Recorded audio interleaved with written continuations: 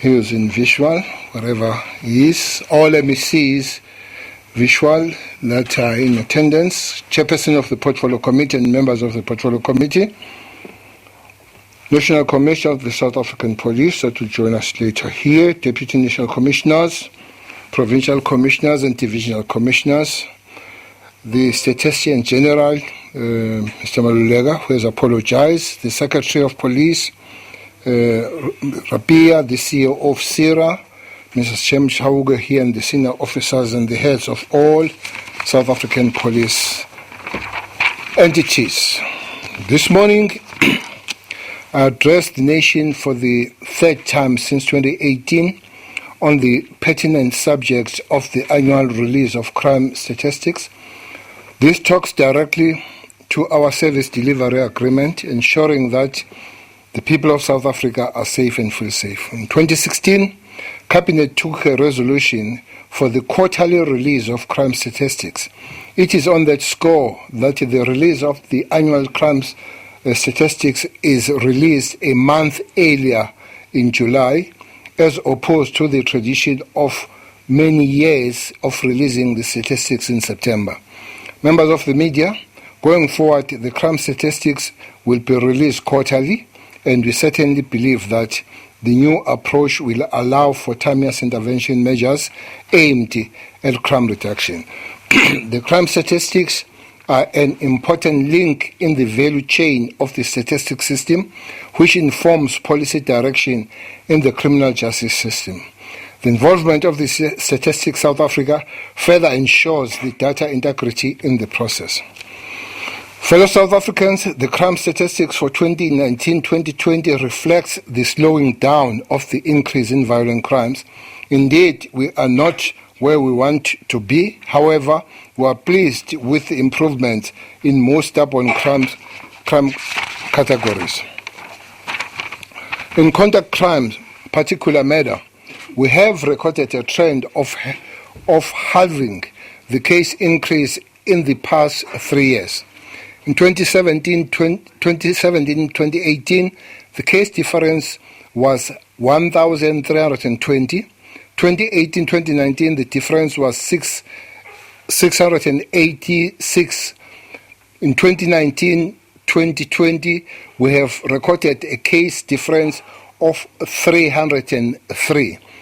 Equally, on the 17 community reported crimes, we have recorded a noticeable decrease of 2.7 as compared to an increase of 0.7 last year. Another crime category worth mentioning is that of a stock theft, which recorded an increase in the past 3 years. Last year, we made a commitment to deploy intervention measures in this regard, which proved to be yielding positive results. Hence, stock theft has recorded a decrease of 4.2%. I always argue that the same resources that are deployed to fight aggravated robberies must equally be channeled to address stock theft, as this is regarded as a serious crime to rural areas. Well, there is always an argument here to say if it is a cash heist, if it is a bank robbery, you deploy everybody, you deploy helicopters. When it is a stock theft, we are slacking. Whereas the wealth for those people that are in the rural areas having this stock, this cattle and all that, to them is enough wealth to be protected. Members of the media, another important category that has recorded a significant decrease is property-related crimes, where all crimes under the category indicated a major decrease, including burglary at the residential premises, which has declined by 6.7%. Furthermore, robbery at the residential properties has also recorded a decrease of 5.8%. The significant reduction in the crime of fear contributes positively towards police and community relations. When families feel safe in their homes, it builds and enhances confidence in the police and the justice system. Meanwhile, under subcategory aggravated robbery of a cash in transit recorded a decrease of 10.4%, and bank robberies declined by 100%. Well, there were 4 last year, and there was nothing this year. This 100%, it sounds big, but only are there just 4. During the period under review, there were no bank robberies in South Africa. However, in the same category, car hijacking and truck hijacking have recorded an increase of 13.3% and 1.7% respectively. Operational interventions have been deployed accordingly to address the growing increase. Fellow South Africans, this category of crime, this is sexual offences, has terrorized most households and communities, as most of these crimes happen behind closed doors and only publicized when the offense has been committed, and in most cases when victims of crime are no more. Awareness campaign of the gender-based violence and femicide must be intensified. Private sector and gender activist organizations must work together with the government to defeat the scourge of exposed perpetrators in this regard. It is of concern that educational institutions are becoming hotbeds for sexual violence. 380 cases of rape were reported at either school, universities, colleges, or day center facilities. Certain categories of sexual offences have recorded a decrease, while other categories are on the increase. Major General Cocoon will elaborate more on this category when he gives a presentation.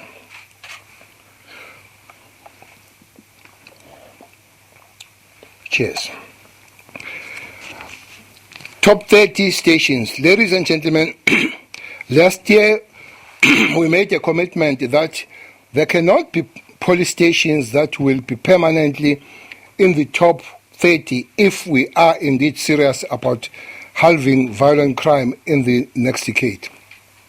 During the reporting period of 2019-2020, we have experienced significant improvement in about 12 stations which were stubborn over the past year. The dominating provinces in the top 30 stations, particularly in murder and rape, are KwaZulu-Natal, Gauteng, Eastern Cape, and Western Cape. Western Cape recent crime statistics also show us that specialized policing in targeting areas does produce results. The additional resources on the Operation Lockdown and Operation Thunder and anti-gang unit in Western Cape has decreased the murder rate and overall serious crime in the province.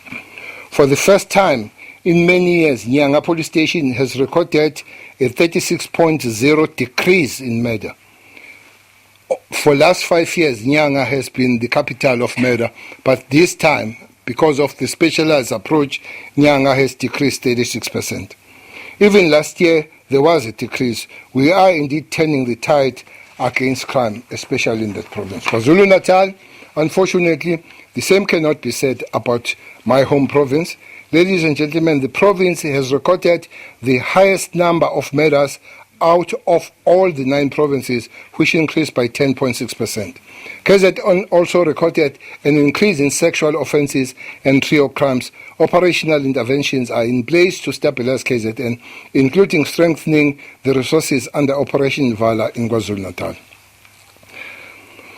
Policing and COVID-19 pandemic. The COVID-19 pandemic has drastically defined traditional policing.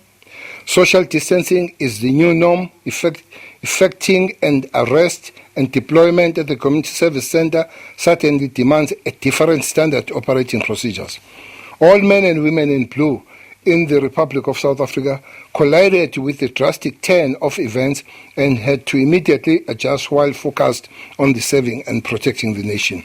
This invisible enemy is brutal and it is attacking everyone. In the call of duty during this pandemic, the SABC has lost a total number of 113 police officers, while 12,138 have contracted the virus, with 254 hospitalized and 4,904 recoveries. So, may you pass our condolences to the members that have perished on the line of duty. We'd like to pay our respect and salute the role of our departed members in the fight against crime. We also want to convey our sincere condolences in the families, their children, spouses, colleagues, and their friends. COVID-19 has really tempered severely with the spirit of Ubuntu. Today, we cannot bury our police members. Many of them could not be afforded the send-off they deserve, and this is very painful, ladies and gentlemen. But we will continue to soldier on and serve the nation. Lastly, on the subject, I would like to further encourage all men and women in blue to continue to serve and protect and hold the South African flag in the highest esteem. Members of the media, on another subject related to policing, allow me to take this opportunity and convey our full appreciation to Parliament and Portfolio Committee on Police of the finalization of the appointment of the Executive Director of the Independent Police Investigation, IPID. To this end, Ms. Jennifer Tikeleti has been appointed as Executive Director of IPID, and she is bringing much-needed capacity, expertise, and skills in the environment.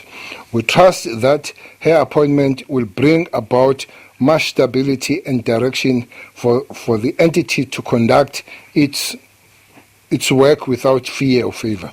Equally, I would like to thank the acting IPID Executive Director, Mr. Patrick Seteri, and previous acting IPID, Mr. Victor Sena, in the running the department with due diligence and for contributing positively to service delivery.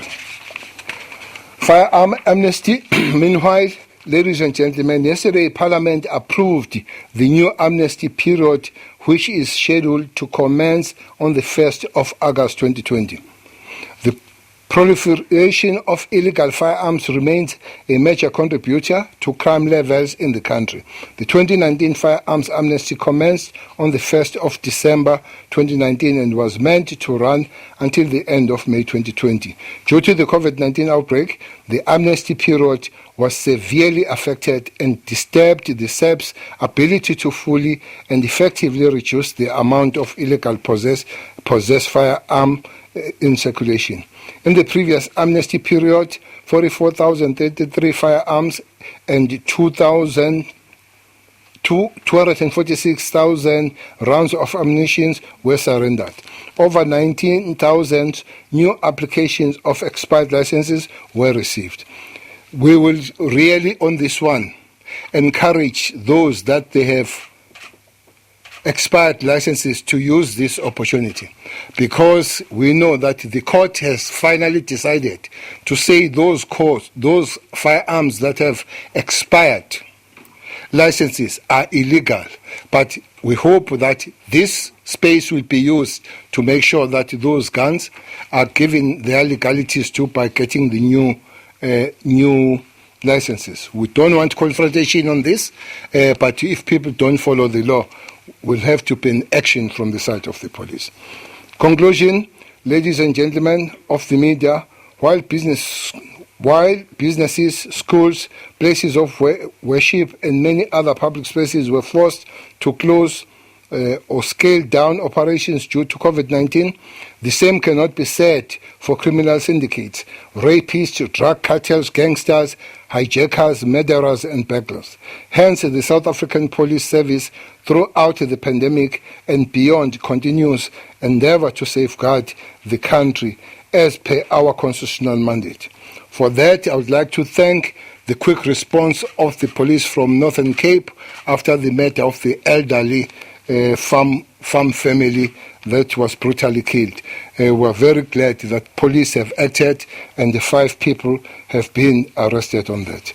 Then the National Commissioner, but that there is General Skukune here, he will take us through to the actual figures that we have achieved going forward. So I'll allow that General Skukune take all of us through on the actual and raw figures as we have worked on them. Thank you very much.